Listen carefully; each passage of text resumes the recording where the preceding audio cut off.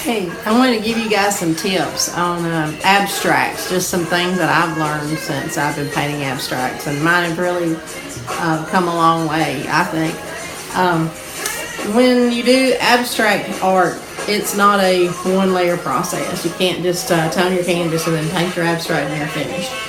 I learned that a couple of years ago. I used to just you can see the orange one on the wall behind me? It's an old one, and it has just toned in black, and then I went back and put the abstract on there, and it's just really flat. It doesn't have any personality. It doesn't tell a story. So I decided to start doing more intensive abstracts by layering and doing a couple of fun techniques to them. So I started, this is an older one too, but it was the beginning. I did this one about 2 years ago. This was the beginning of what I started calling my mind games collection, basically, just because it's so crazy. And it had my mind going nuts when I was first doing it. This one has a lot of texture. You can see if I let the light shine on it, it's got a lot of texture. This one was toned, and then there must be 3, maybe 4 layers of just background noise going on. And what I'll do when I paint these, I will put the paint on and just kind of let the paint direct me where it's going to go. I enjoy spreading the paint. I use my hands. I use a palette knife. But mostly I use my hands, and you can tell by the way my nails look that I use my hands. But you can see my finger marks along here. The reason I do that is because I can just feel the paint better and it's easier. So I will get a bucket of hot water and set that to the side with a towel, and I'll cut the towel maybe in half or in 4. I'll have that set off to the side. That way every time that if I put the red on and then I want to go back and then immediately put this white on, I can either wash my hands or not wash my hands. This one I did, and then I went back and glazed it. But this one, I put all the red and the dark colors, and each time I would change colors, I just dipped my hands in that paint, and I would get just enough paint off to where that color would transfer somewhat into the next phase that I was using my hands. Then I will let it dry. And then once it dries, I actually go in and I just kind of look for images. I let the palette talk to me and tell me what's there. And I start finding faces and eyes and animals, and so I'll outline them with a marker. And you can see I use a Sharpie. It is a permanent marker, and sometimes if I'm not real sure, I will use thin down acrylic paint. It's more like a craft paint, but I've gotten now where I usually just use the Sharpie, or I use ink on a brush, and I really like to use the ink on a really fine brush. So this is one of my earlier ones that I did. It has a mate that goes with it that's in blue. You can see that on my website. And it's called She Said, He Said. This is the she, and the other one is a blue, and it has a motorcycle guide, a door, just some things that just came out in the paint. Okay, that's that one. Recently, I picked up and started working on the collection again because I had kind of let it go and I wasn't working on it for a while. I don't like to force it. If I'm not in the mood to do it, if it's not up here or here, I just wait. The first one I did is this one. This is still wet on the edges, so I can't pick it up. But this is Watchers.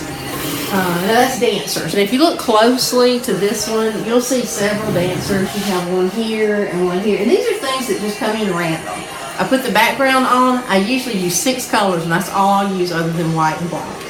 So I'll take my 6 colors, and you want to use colors that, with these, the way I do mine is I will use a cool or a hot. And you saw on this one, I obviously use a hot palette with the yellows, the oranges, and the reds. These behind me, I use the cool palette. But that's for my background. So I'll lay my background out, this one too, and a cooler palette also. Then my second coat, I'm going to go in and add some contrasting colors. So blue will be yellow, blue probably orange, purple will be yellow, and green will be red. So I will find spots where I can put those colors close to each other and still distribute them around the painting where when they bleed through, the composition is going to be good, that the eye is going to flow across the painting. that was dancers. This one behind me is watchers. This one is about, in life we have dancers, we have watchers. And this one is a little more calm. It's watchers. You'll see many faces in this one. And it really just came together really well. I liked the fact that it had so many faces that almost looked like a garden wall. It's also about a lot about women's fertility. And when you can see it close, you'll see the rib cage and you'll see the baby in the womb, and you will see several things that have to do with women in our lives and fertility. I really got halfway through this one and thought, oh, this is not working out like I wanted it to, you know. But when that happens, that's just called the awkward stage. You just got to get past that and abstract that you later. So I went ahead and just got my background on, and then I went back, and that's when I started putting some of the orange. This here was on last. What's next is the darker tones in the background, and then I'll come forward with the lighter colors, and then lighter again. And then some of this is on the second layer, and so it just depends on how I'm laying out the composition, how I want the eye to flow across it. And as you do more abstracts, don't let that scare you. You know, I don't know how to do a composite. Well, neither did I when I first started, but I just kept on, and I began to understand that when I did it right, it looked right. And when I didn't, my eyes would strain to make it work. With these, I can look at these, and when you see them up close, you can see all of the images. They have a flow to them, and I've done them where they don't. And in that case, I sand them down and save that for later and paint it. Another good reason that I paint on wood. This one on the bottom is celestial.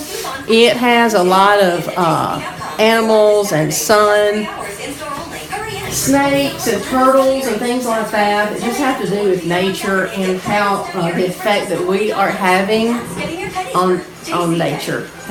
You know, we're moving in on a lot of our animals and species. So that one is just a real cool tones, cool palette. It almost looks like a freeze, the eyes at the bottom.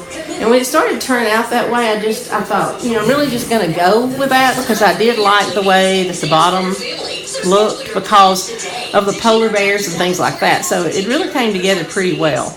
I was pretty happy with it. Now this one, that particular one is painted on some dry eraser board that I got at Lowe's, and I built the frames around it. I've done a video on about using your 2x2 studs with these, and that makes it really lightweight if you can do that. This one is maybe 12 to 15 pounds, and it's a 32x48, and it looks nice on the back. And I painted on this for years. It's almost like pegboard without the holes.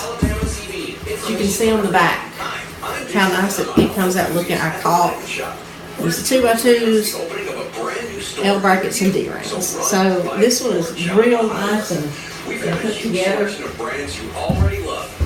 it's ready to go. All three of these are going to be on exhibit here this month. They'll go to different places.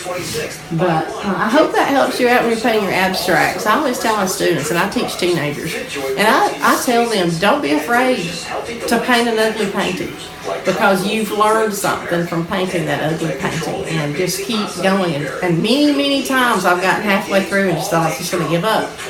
But just keep going. Finish it. It's like you're like a fighter in the ring. You want to go the full, all 15 rounds or however many rounds there are. You want to finish.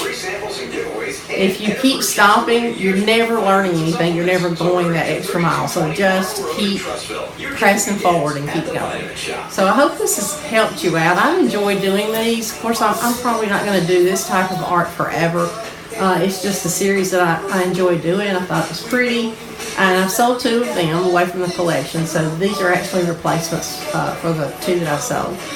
But you can see all of them on the website, and you can see all of them at Low Mill in Huntsville, Alabama. It will opening reception is March 17th. This one at the bottom is going to be Artist on the Bluff.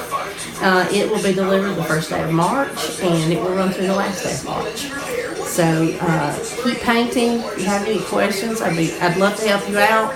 Just leave me a comment. So thanks a lot. Bye.